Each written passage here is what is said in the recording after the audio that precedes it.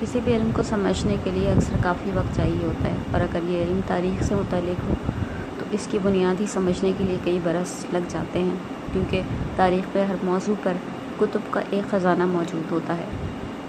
لیکن اگر ہم تھوڑی سی تحقیق سے کام لیں تو ہم بنیادی حقائق صحیح طور پہ جان سکتے ہیں۔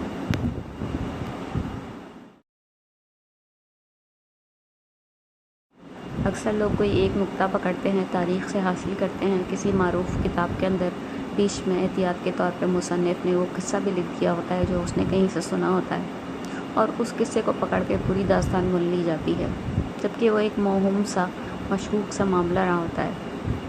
جیسے کہ تاریخ دانوں کی اکثریت کہتی ہے کہ سکندر نے کبھی بھی شادی نہیں کی تھی، اور کچھ لوگوں نے ایک خوبصورت سی لڑکی سے اس کی ملاقات اور اس کی معمولی سی دلچسپی پہ اس کے عشق کی داستان تخلیق کر ڈالی۔ لیکن بہرحال سکندر کے کارنامے بے شمار ہیں، کیونکہ وہ ارسطو کا شاگرد تھا۔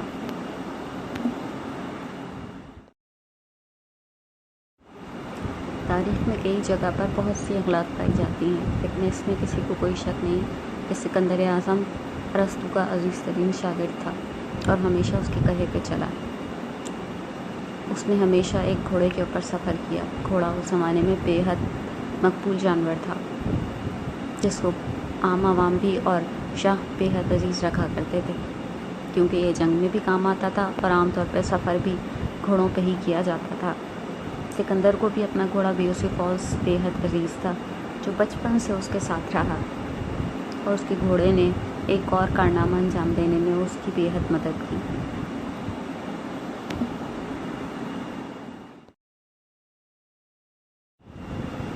نمک کی داستان۔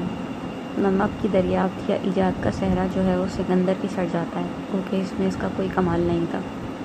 ہوا یوں تھا کہ جب وہ مشرق کی طرف حملہ آور ہوا اور پنجاب کے پاس پہنچا تو اس کے گھوڑوں نے، یعنی جو اس کی فوج کی گھوڑے تھے، انہوں نے کچھ جگہوں پہ چٹانیں چاٹنا شروع کر دی۔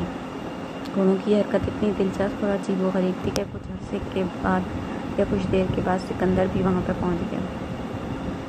تو جب اس نے دیواروں کو چاٹا تو اسے بھی وہ مزیدار سی لگی، اور کچھ دیر کے بعد اس کی فوج کے لوگ اس جگہ کے پتھر توڑ کے اپنے کھانے میں شامل کر کے کھا رہے تھے۔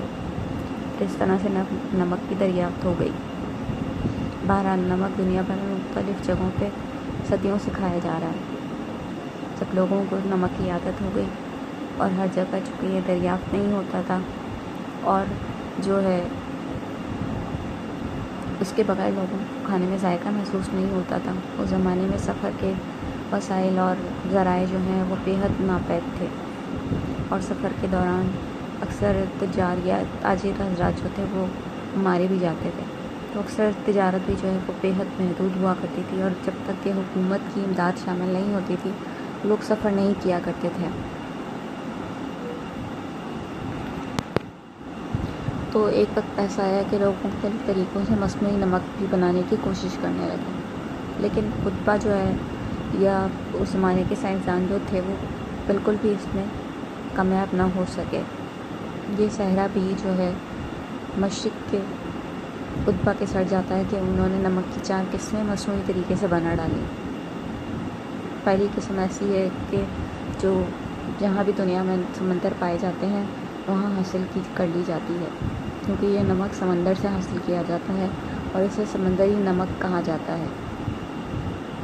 سمندر کے پانی کو جب کافی دیر تک ابالا جائے تو وہ بھاپ بن کے اڑ جاتا ہے اور اس کے نیچے سفید سا مادہ رہ جاتا ہے۔ یہ مادہ سمندری نمک ہوتا ہے، کیونکہ سمندر کے پانی میں عام پانی کی نسبت نمک کافی زیادہ ہوتا ہے۔ یہ یاد رکھنے کی بات ہے کہ انسانی جسم کی طرح سے نمک جو ہے وہ مختلف جگہوں پہ پایا جاتا ہے۔ لگ بھگ کھانے پینے کی اور جو بھی ہم اشیاء حاصل کرتے ہیں ان میں نمک کی کم یا زیادہ مقدار شامل ہوتی ہے۔ حد تو یہ ہے کہ پھلوں میں بھی بے حد کم مقدار میں صحیح لیکن نمک پایا جاتا ہے۔ اسی وجہ سے جن لوگوں کے جسم میں نمک کی زیادتی ہو یا وہ ہائی بلڈ پریشر کا شکار ہوں تو سائنسدان جو ہیں وہ ان کو کافی قسم کی اشیاء بے شک وہ خالص ہی کیوں نہ ہو کھانا پینا حرام کر دیتے ہیں۔ ان میں سر فہرست جو ہے وہ پالک ہے، یا کسی بھی قسم کی کلیجی، اس میں نمک قدرتی طور پہ کافی زیادہ پایا جاتا ہے۔ بیسن میں بھی کافی حد تک نمک پایا جاتا ہے، تو سمندر سے نمک حاصل کرنا جو ہے وہ بہت آسان ہے، اور یہ صدیوں سے دریافت کے بعد مختلف قسم کے امراض کے علاج کے لیے بھی استعمال ہوتا رہا ہے۔ دوسرا طریقہ لوگوں نے یہ نکالا کہ راجپوتانہ کی ایک جھیل کا پانی بھی جو ہے وہ نمک والا محسوس ہوتا تھا، خوشگوار سا، تو جو ہے انہوں نے اس پانی کو بھی سمندر کے پانی کی طرح سے ابالا اور اس سے ذرا کم مقدار میں سے ہی لیکن نمک حاصل ہونے لگا۔ اس نمک کو سیندا نمک کہا جاتا ہے، اور یہ عام طور پہ صرف ادویات میں ہی استعمال کیا جاتا ہے، کیونکہ یہ بڑی مشکل سے جو ہے وہ حاصل ہوتا ہے۔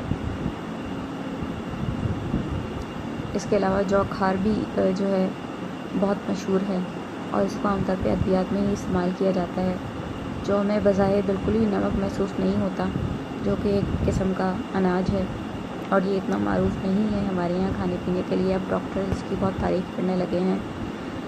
پہلے یہ جو یا جوار سے گھوڑوں کو اناج کے طور پہ کھلایا پلایا جاتا تھا، لیکن جو میں بھی قدرتی طور پہ نمک کافی پایا جاتا ہے، اسی طرح سے اس میں خمیر بھی کافی پایا جاتا ہے۔ تو جو کو بھی مختلف طریقے سے ادبا جو ہے وہ جلا کے اور ابال کے پکا کے اس سے نمک حاصل کرتے ہیں، اور اس کا ذائقہ جو ہے وہ نمک جیسا ہی ہوتا ہے۔ اس کو جو کھار کہا جاتا ہے۔ اسی طرح سے کالا نمک ہوتا ہے، یہ بھی مختلف قسم کی چٹانوں سے حاصل کیا جاتا ہے۔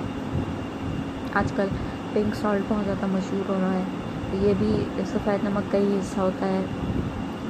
پہلے کسی زمانے میں اس نمک کو خراب نمک کر کے یا خراب نمک قرار دے کے سمجھ کے اس کو سفید نمک سے الگ کر کے پھینک دیا جاتا تھا، لیکن اب اتفاقی طور پر سائنسدانوں نے دریافت کیا کہ اس نمک میں عام نمک سے زیادہ غذائیت اور طاقت پائی جاتی ہے۔